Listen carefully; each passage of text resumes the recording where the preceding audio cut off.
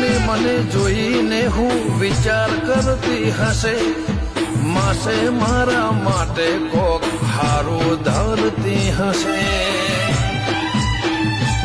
આતમથી આતમની ગોઠ વળી રહી જાય, એ આડુવાળો હક પણ શેડા ઉધી હેડ્યો જાય.